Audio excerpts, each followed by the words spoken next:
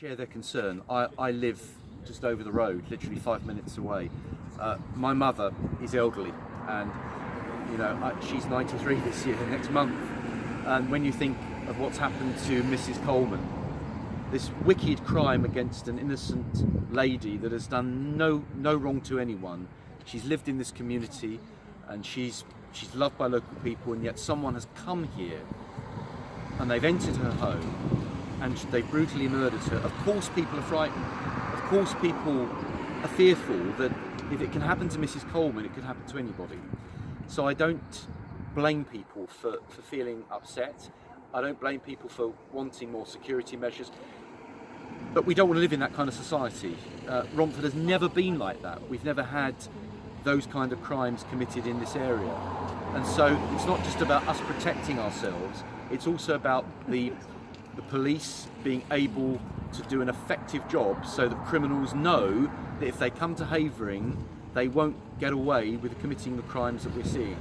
So we need to spread fear amongst the criminals, and we need to show the criminals that they are the ones who should be frightened, not the local law-abiding residents.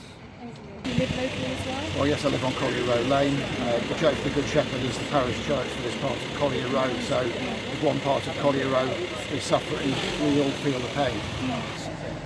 And at the church, we're passionate about this community, and we see our role very much as trying to help community to work together to make connections between people, because ultimately our security comes from being good neighbours to one another, and that's what we want to try to foster at the church, and to help people, each person, to take their part and make their contribution.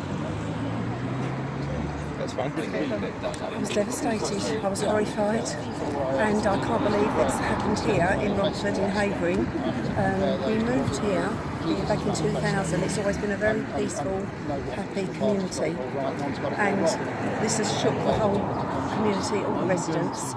Yes, well, we need a neighbourhood watch. The residents need to get together and support each other, especially people that are vulnerable, like the elderly.